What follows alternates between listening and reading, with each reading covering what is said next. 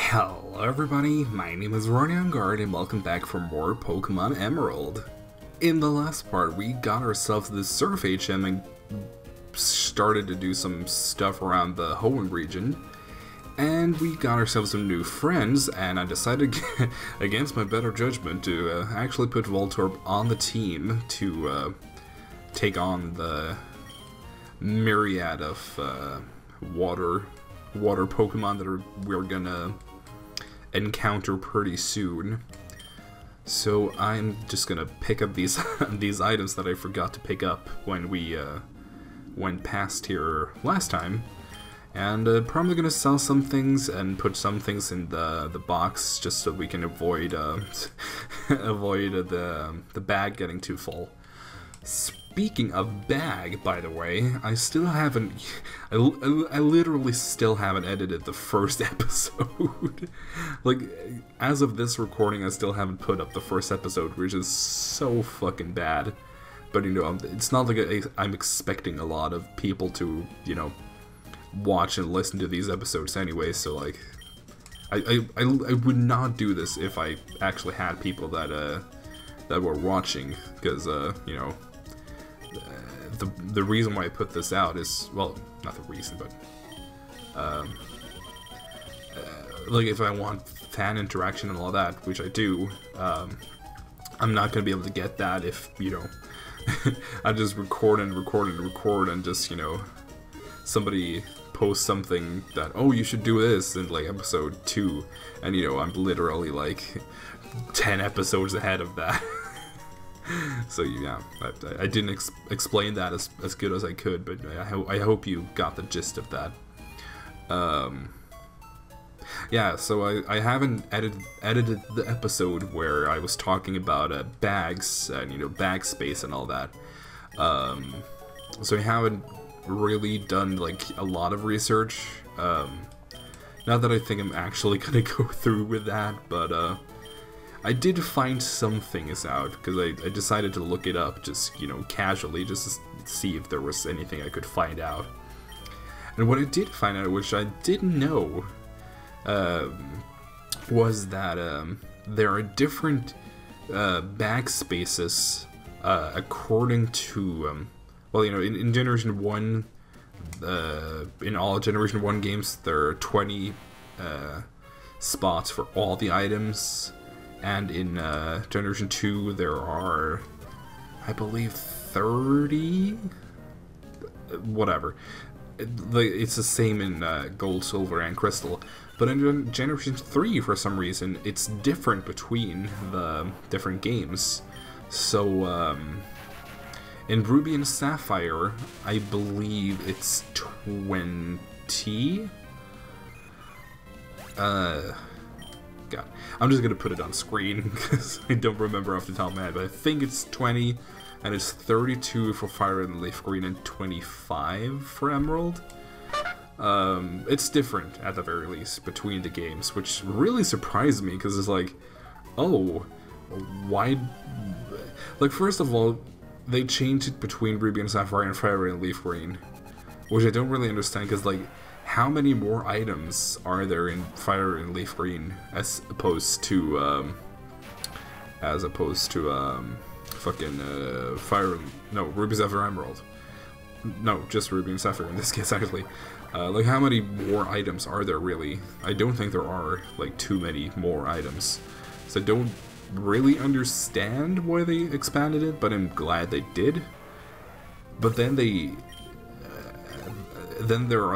there's less item space all of a sudden in Emerald as opposed to Fire and Leaf Green.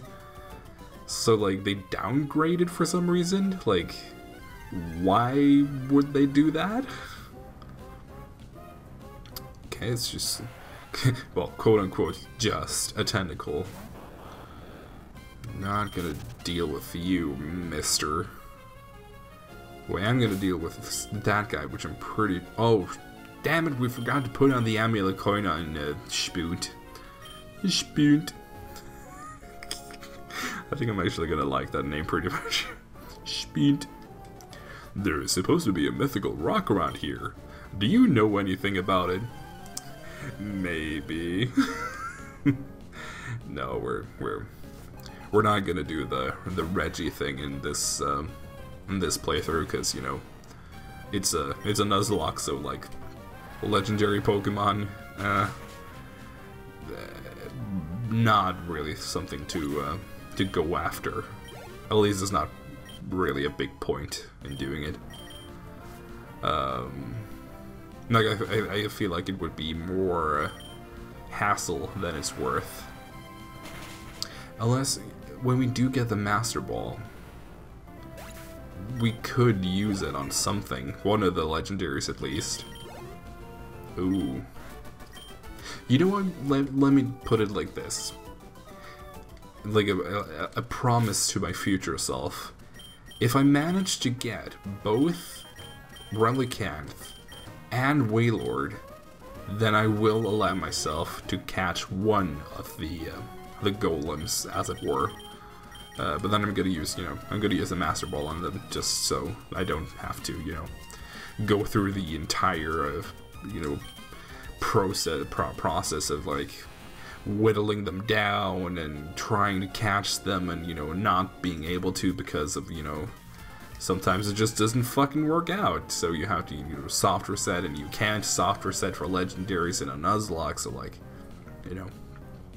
But I would love to try and catch one of the, well, not try, because if you do go through with it and throw a Master Ball, you are gonna catch it. But I would love to have one of the legendary golems, because all three of the legendary golems I actually like all of them, I should say. So it would be fun to try and use one of them, because Rayquaza, which is also something we could try and catch, would be that's another thing we could go for, but I feel like Rayquaza would definitely be too overpowered and broken. So even if I could, I wouldn't want to go for Rayquaza. And also, yeah, but I don't feel like the golems are too overpowered, because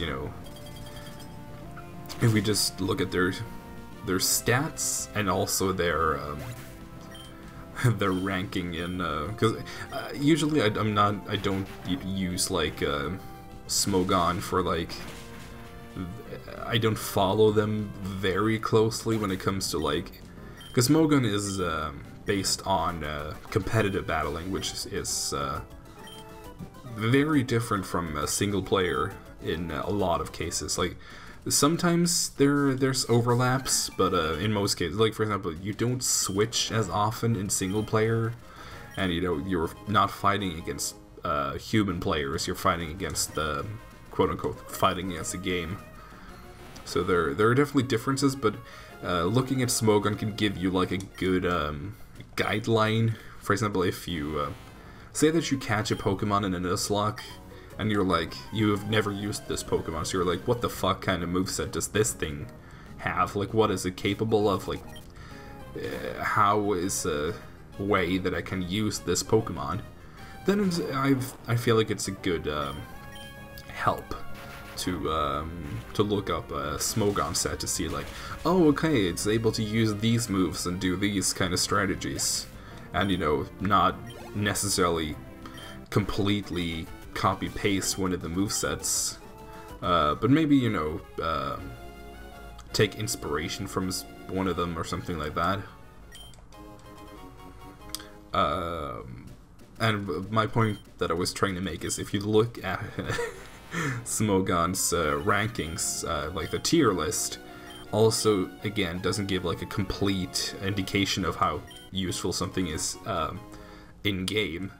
For example, Slocking is really useful in game. Like, not like Tron does hold it back from being like completely very incredibly useful, but it's definitely you can definitely work with it in game, in the quote-unquote story mode. But in competitive battling, it's like completely useless, because if you're fighting as a human player, you can dance around a Tron Pokemon because not being able to attack every other turn is pretty bad. So like it doesn't give like a complete image of how it is when you go through the game, as opposed to when you just, you know, play competitive. Well, not just, but you know what I mean. But I feel like it's not a coincidence that the Reggie trio is not that high on the competitive list. Like, they're definitely not an Uber. I think one or two of them are in OU, like the quote-unquote highest tier that isn't just, you know, filled with legendaries. So they are usable and okay in Generation 3, but like that should tell you that, you know, that they're definitely not broken like, for example, Rayquaza would be, because using a Rayquaza would just completely make this game way too easy. So yeah, they just literally just talked 10 minutes about, you know, a thing. They could have been explained in like 2 sentences, but I guess that's one thing that I do, like, consistently, you know, not just when I'm, you know, recording video games, but in general. I've definitely gotten more than one comment about like, dude, you could have just said that in like 1 or 2 sentences, but you said it in like 10. Which, I guess that is just part of who I am. Ooh, wait. Protein? I would love to use that. Artemis. I probably should have used an Ursa Viper, but oh well. Oh well.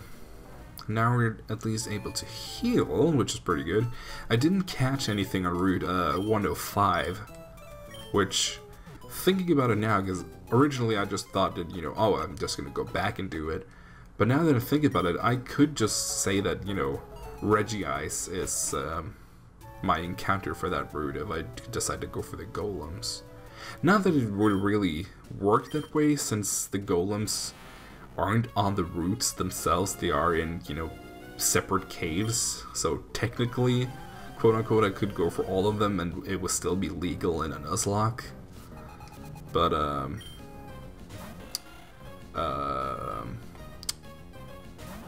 holy moly, it was just I have the kind of thing where when I get a Facebook message, it pops up, because I have, like, I don't know if it's Google Chrome that does it, or like what has that feature, but whenever I get a Facebook message, it pops up in the lower right corner that, hey, this person said this. So I got a message on Facebook, so I was completely distracted from what I was saying. Legendaries, it would be legal for me to catch them either way. Yeah, something like that. God damn it. No, you know what? I think I am gonna go back to Route 105 and catch something. Yeah. Not right now, of course, but when the opportunity arises. Because I think what I'm gonna do is I'm gonna check between episodes to see if there's something useful there for me to catch. Which there might be, who knows? Or I might just wait to I'm thinking that I might wait until I get Fly, because that would make it a little bit easier. But until then, I'm just gonna leave it as it is. And we also have an encounter on Route 108 and 109. So not this route that we're on right now, but the 2 next water routes we have encounters on. So Tony, okay. Now these guys, let's see. No, I don't want to use. Yeah, let's just use Barbara. Ba-ba-da, ba-ba-da. I always lose.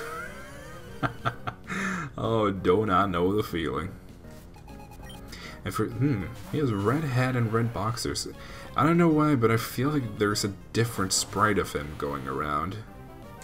Or it could just be like completely thinking about something else. It could be that the tuber, you know, just that kid on his own has different colors of, you know, hair and whatever. And I think the swimmer too might have been different, but I didn't get to see. I think, like, when they get back on screen, I'm gonna try to take a look at that. Ooh, flail. That I'm not a fan of. Please cease and desist immediately, please. Okay, tentacle taken care of. The Thunderbolt should be able to do enough to kill the Goldeen. Come on, Spoot. Spoot. Definitely, if it was possible, those U's would have had, you know, those 2 dots over it. Because that would have just made it complete. Yeah, I think that swimmer sprite is different as well. Well, let's check, because I think there's a female swimmer right up here somewhere. Let's try to skip you. Oh. I didn't want to... I don't want to go for double battles if I can avoid them when I'm in water. No, whatever. Future me, please. Go back and check if there's a difference. Another Facebook message is popping. God damn it. Should have just fucking turned off my internet or something.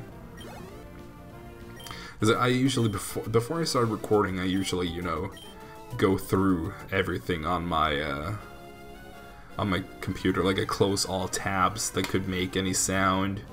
Oh no, we're on Route 107. We already caught something on this route. Because we fished with the old rod in the beginning of the game, so this Wingull we cannot catch. Not until we get into Route 108. In which case, if Wingull pops up, we do actually have to catch it. But, not for now. Haha. Come on, Speed. I'm glad I named it something funny to say. So at least it has that going for it. Oh, getting a little low on HP. So far so good. I don't think there's really, I mean, knock on wood, I don't think there's anything that could really do a lot of damage to Spoot.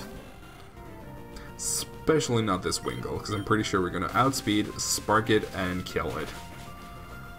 Yeah. No problems here. And last one is another tentacle. God damn it, you're so creative.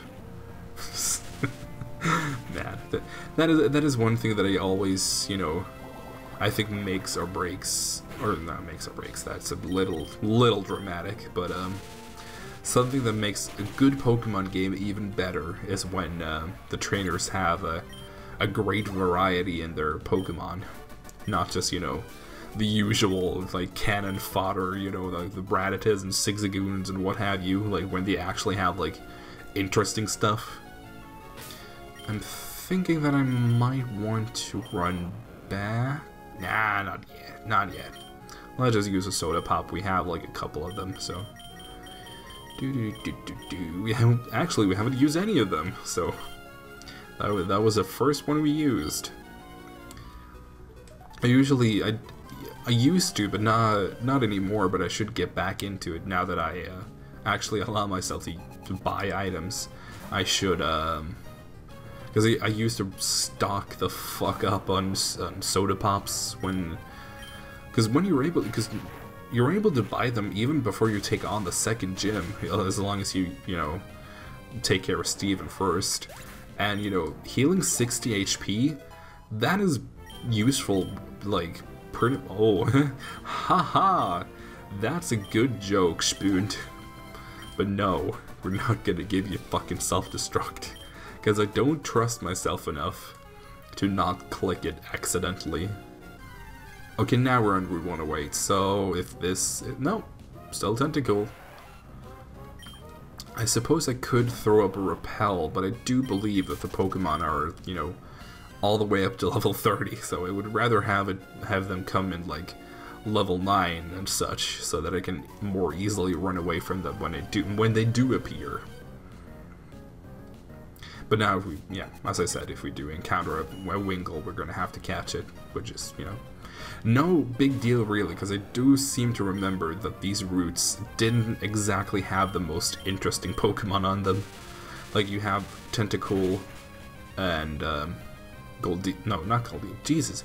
Tentacool and Wingull when you surf, and when you fish, you have with the Old Rod Magikarp and Tentacool, and then I think with a good and Super Rod you can catch Wailmer. Don't quote me on that, but I believe that's the case.